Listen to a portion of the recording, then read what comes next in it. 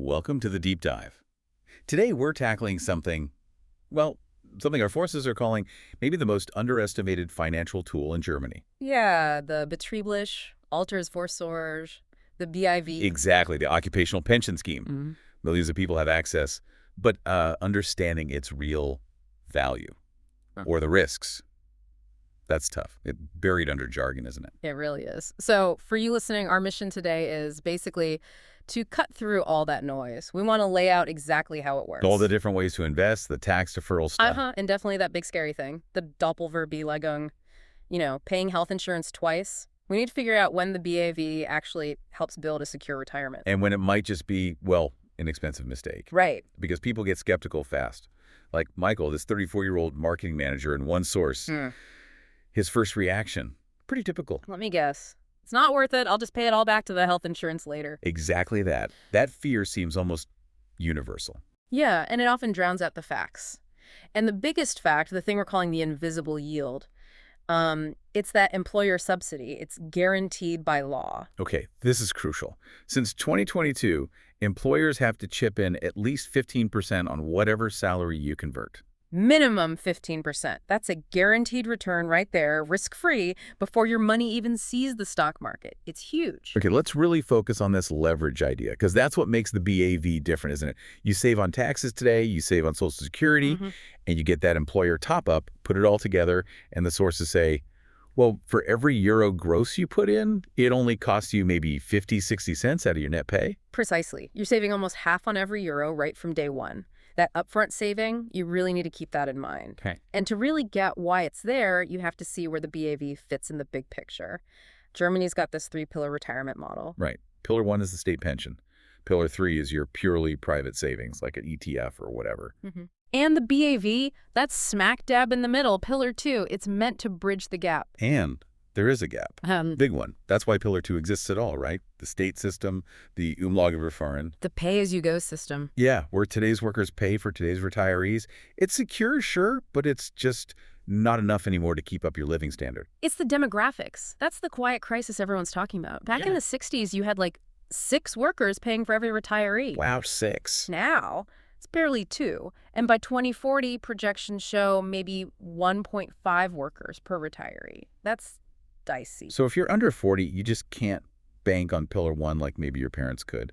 The official pension level is set to drop below 43% by 2040. Which means if you earn, say, 3,000 euros now, your state pension might only be around 1,300. That leaves a gap. Yeah, the sources say easily 600 to 1,200 euro a month you need to find somewhere else, either bAV or private savings. So the system needs the bAV, and the fascinating part is it's not just an option, it's a legal right. Ah, the Betriebsrentengesetz.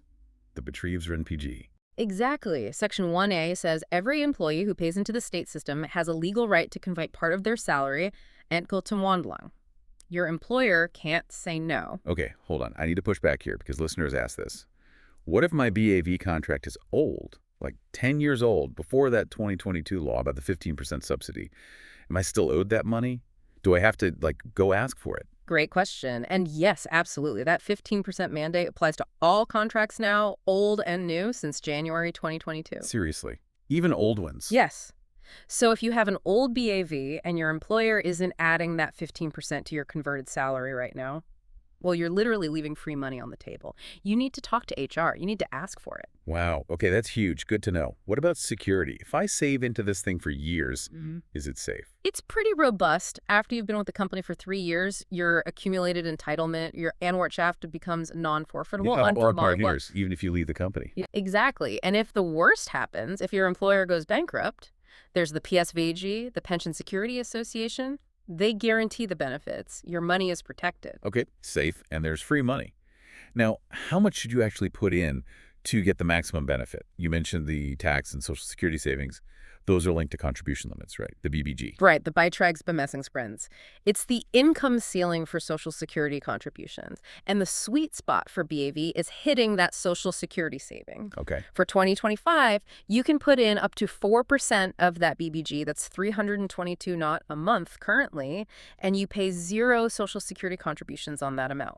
0 health insurance, 0 nursing care. Zero unemployment, zero pension contributions on that specific 322. That's where most of that 50, 60-cent saving per euro comes from. It's a massive immediate saving. And if you earn a lot, can you put in more? You can. You can go up to 8% of the BBG, which is 644 euros a month for 2025. That whole amount is tax-free, but, and this is a big but. There's always a catch. Well, the amount above that 322, you start paying Social Security contributions on it again. So that extra 322 is tax-free, but not Social Security-free. Okay, so putting in more than 322 only really makes sense if your income tax rate is super high, right? Otherwise, the lost Social Security saving eats into the benefit. Exactly right. For most people, maxing out that 322 is the most efficient move. Which brings us nicely into segment 2, and this is where I think a lot of people just tune out. The bAV isn't just one thing. It's this umbrella term for 5 different ways of delivering it. The Durchführungswege. Yeah, 5 different worlds almost. And the choice really matters. It affects your risk, your guarantees, how flexible it is. Instead of listing all 5, maybe we can group them like risk level or flexibility. Good idea. Let's think about investment flexibility. You've got the classic, the Direktversicherung or direct insurance. That's the one most people probably have. Probably. It's external, so you can usually take it with you if you change jobs. It's generally low risk, often guarantees 100% of your contributions back, but the trade-off is low growth. Stock allocation might be capped at, say, 35%. It's the safe, steady option. Okay, safe. What about something with more potential punch? Then you're looking at the pensions funds, the pension fund, also external, also portable. But this one's built for growth. It can invest much more heavily in equities, sometimes even 100%, aiming for higher returns. More potential upside, but also more risk, obviously. Right. And you mentioned one that's different, more for high earners, an internal one. Ah, yes, the Unterstützungskasse, the support fund. Think of it as like the Swiss Army knife for executives. It's internal, meaning it's closely tied to the employer, but it's big draw. The tax-free contribution limits are effectively uncapped. Uncapped, really? Yeah. So if you're a high-flying exec earning way above the normal limits, this is a super attractive way to defer a lot of income tax-free. Interesting. Okay, so different paths, different risk levels. But no matter which path you choose, these are often insurance products, and they come with costs, right? There's this example of Anna, saved 9,000 euros over 5 years, but her account only showed 7,200 euro. Where did that 1,800 just vanish to? Costs, pure and simple. Insurance products, especially older ones with guarantees, often have really high upfront acquisition costs. They use this method called Zilmerung. Zilmerung sounds ominous. It basically means they take the estimated cost for the entire contract duration, maybe 30, 40 years, and they front-load them, deducting them heavily from your contributions in the first 5 years. Wait, so you're paying for decades of fees in the first 5 years? Pretty much. And then you also pay annual administration fees, maybe 1-3%, plus fees for any risk coverage like life insurance. That's wow. So if you decide after, say, 4 years, hey, I need this money back, maybe for a house deposit or something, you get hammered, don't you? Absolutely hammered. The sources mention potentially losing 40% of your contributed capital if you cash out early. 40%. It's shocking. So the lesson is never cash out early. Never. Make it contribution-free, Beitragsfree and let it sit, but don't cash out. These high costs create that fundamental trade-off we talked about. Right. Want high safety, like 100% of your money back guaranteed. You'll get tiny returns, maybe 1-2% after costs. If you're lucky. Or you go for higher potential returns, maybe 4-8% historically, with ETFs or funds, but you take on more risk and likely get lower guarantees up front. Okay, so product costs are a minefield. But there's another cost, isn't there? A hidden structural one that impacts your retirement before you even get there. Yes. This is the single biggest structural downside of the bAV, and it's often overlooked. It's the reduction in your state pension. Ah, because you're putting gross salary into the bAV. You're paying less into the state pension system today. Less in means less out later. So your future state pension will be slightly lower because you use the bAV. That's a trade-off you absolutely have to factor in when deciding if bAV is worth it overall. You must. It's part of the total calculation. Okay, that brings us to segment 3, the payout phase, the moment of truth, and the elephant in the room, Doppelverbeitragung. Right. So the basic deal is deferred taxation. You save tax up front. So you pay tax when the money comes out.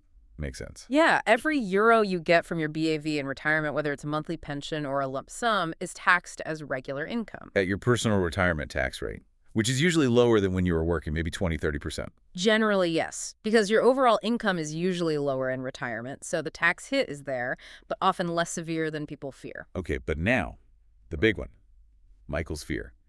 Paying health and nursing care contributions on that bAV pension. Again, why does that happen? Okay, deep breath. It happens because the law treats these occupational pensions as supplemental income, kind of like rental income or investment income. But when I was working, my employer paid half my health insurance. Exactly. That's the crucial difference. On your state pension, the pension fund still effectively splits the cost with you.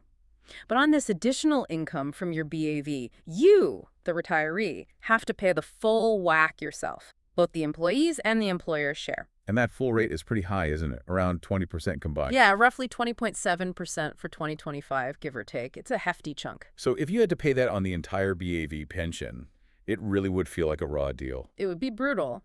But, and this is the critical part that saves the bAV, the government introduced an exemption limit, a Freibetrag. Okay, the lifeline. How does that work? For 2025, that limit is 187.25 per month. Only the amount of your bAV pension above this limit is subject to those health and nursing care contributions. Ah, so the first 187.25 is completely free from those contributions each month. Completely free. This makes a massive difference for most people. It significantly softens the blow of the double contribution. Let's use that example from the source to make it concrete. If your bAV pays out 400 euros a month. Okay, so you take your 400 pension, subtract the 187.25 exemption, that leaves 212.75. And that's the amount you pay the 20.7% contribution on. Exactly. So 20.7% of 212.75 is about 44.04 per month in contributions. Okay, 44 year, not zero, but way less than paying 20.7% on the full 400 years, which would be over 80 years. Right, precisely. Your net pension in that case is 355.960 minus 44.04. The exemption works. The fear is often much bigger than the actual bite. That's much clearer. Okay, the fear is real, but maybe manageable thanks to the Freibetrag. Right, let's move to the showdown. Segment 4. I've got, say, 300 euro a month extra. Where should it go? bAV, Reester, Group, or just a simple private ETF savings plan? Okay, the big comparison. Let's start with bAV versus a private ETF. Apples and oranges in some ways, but numerically. Yeah. The bAV only really comes out ahead because of that mandatory 15% employer subsidy. Take that free money away. And the ETF looks better. Why? Lower costs generally. Much more flexibility. You can access the money if you really need it, though there are tax implications. And crucially, the tax treatment in retirement is often better. How so? I thought the bAV's upfront tax saving was the big win. It is upfront. But with the private ETF, when you cash out or take income in retirement, you typically only pay capital gains tax on the profits, not the whole amount. Only on the growth. Right. And if you hold it long term and meet certain conditions, like taking it as an annuity after 62, you might only pay tax on half the gains. That's the Halbeinkomfterverfahren. Plus, crucially, no double health insurance contributions on private ETF payouts. The tax system is just kinder to private savings in the payout phase. Okay, so bAV wins upfront due to subsidy and tax SV savings. ETF often wins long-term on costs, flexibility, and payout taxes. What about Reester? People say it's dead, too complicated. Reester is definitely not dead, especially for certain groups. Families, for instance. Those fixed government subsidies per child are substantial. Right, the Zulagen. Exactly.